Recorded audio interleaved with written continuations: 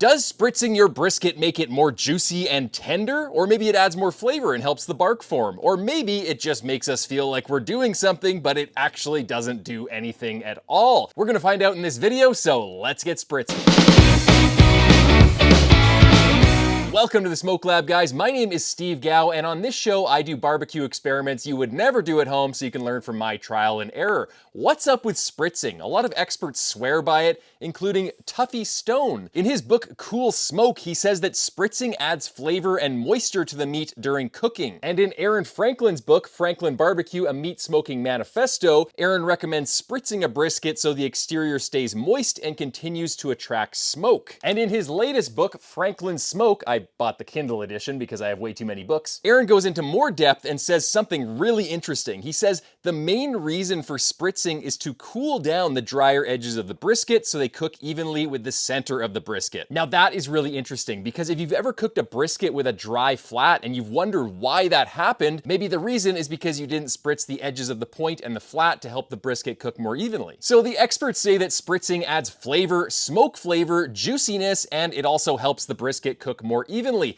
That sounds pretty good right about now. I'm sure you're ready to get your spray bottle and start getting trigger happy. But hold on, cowboy. Because according to experiments done by Professor Greg Blonder, who is the scientific contributor to AmazingRibs.com, spritzing only has a minor impact on moisture retention and cook time at low temperatures around 225 degrees, and it doesn't have a major impact at all at higher temperatures or in cookers with a significant amount of airflow, i.e. an offset smoker, the smoker with the most amount of airflow. In other words, it's not settled, it's murky, it's complicated, and it needs more research. Sounds like the perfect subject for another pseudo-scientific YouTube experiment, and I'm just the guy to do it. So for this experiment, I'll be testing two claims. Does spritzing make a brisket juicier? And the second claim is, does spritzing add flavor to a brisket? I'm starting by preparing a rub of a 1/4 cup 16 mesh black pepper, a 1/4 cup of kosher salt, and 2 tablespoons of Franklin BBQ spice rub.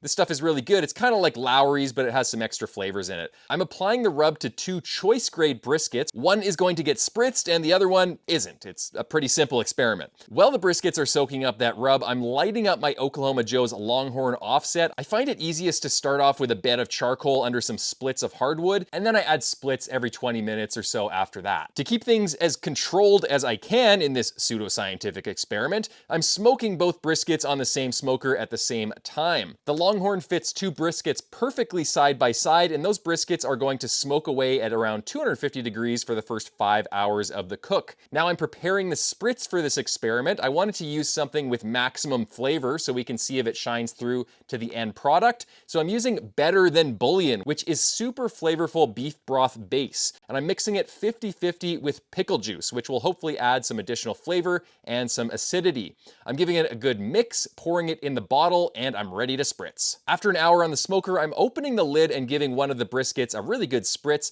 with a large piece of aluminum to ensure the spritz doesn't get on the control brisket. I'll be doing this approximately every 30 minutes for the entire cook.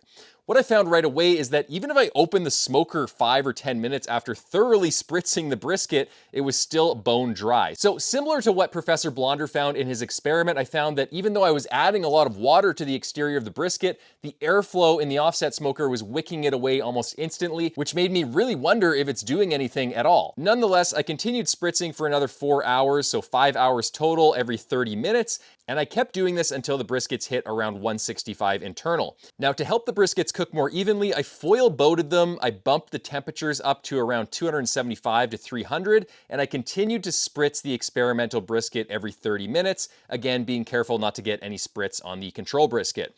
When the briskets both hit at least 190 internal everywhere I probed, I wrapped them in foil, Goldie's style, with some tallow, and I personally like to add a little bit of clarified butter as well for additional flavor.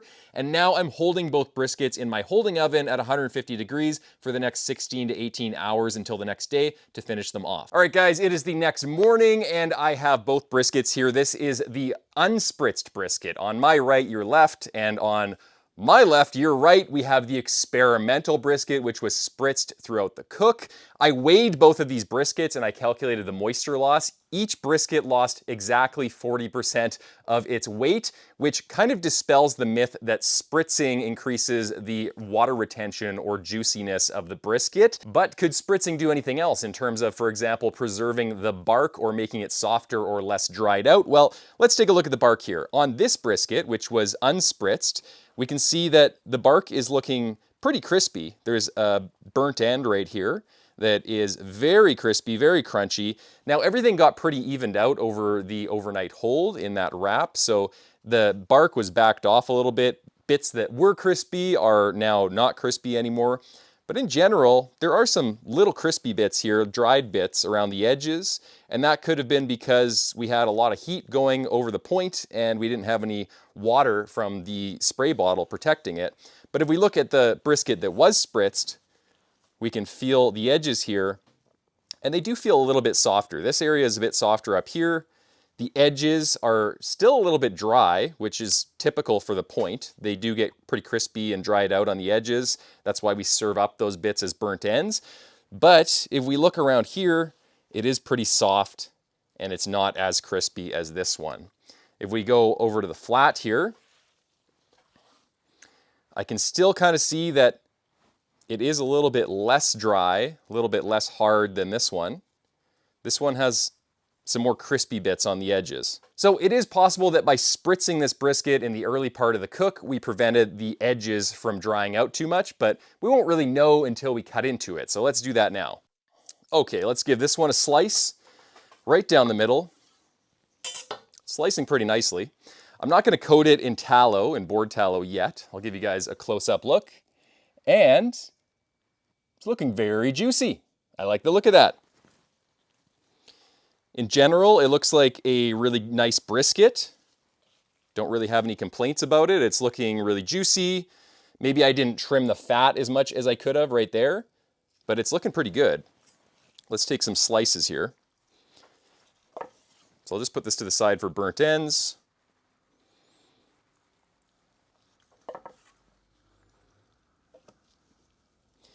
Here's a slice of the point. We'll pull this apart.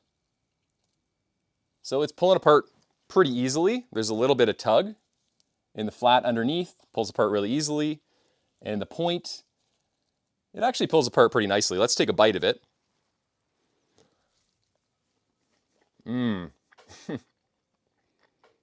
Really good, really nice brisket. I'm really happy with it. The burnt ends aren't as crispy as I thought they'd be. They're actually pretty nice. So let's take a couple slices from the flat here.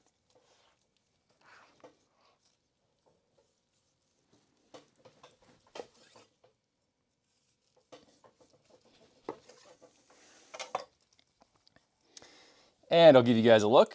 It's looking pretty nice. We'll pull it apart. Pulls apart easily. Nice pull apart consistency. Let's take a bite. Really nice brisket. I wouldn't say that it's more dried out than my normal briskets or anything like that, so it's a good brisket. Now let's move on to the spritzed brisket. Now, the other thing that could be improved on this brisket is it could taste a little bit better because you'll remember that we spritzed with some pickle juice and beef stock mixture, so that could change things a little bit in terms of the taste. So we'll cut into this brisket. I'll give you guys a look.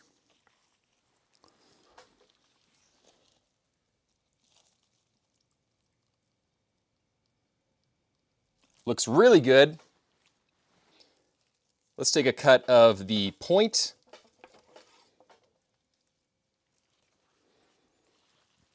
I'll just leave that aside for burnt ends.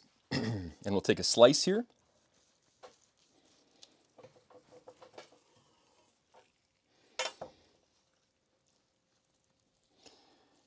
Okay, so looking at this slice, I mean, this edge of the point here of the burnt ends is a little bit drier actually than the brisket that we didn't spritz.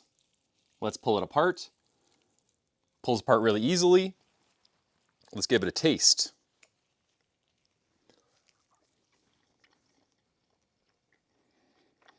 I need to eat some more of this, but I'm gonna say at this point it tastes better than the other brisket. Oh.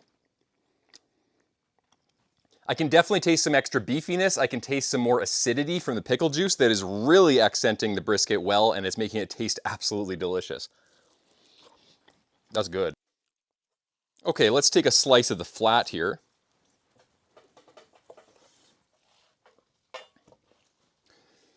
I'll give you guys a look. Nice looking slice of flat. Pulls apart really easily.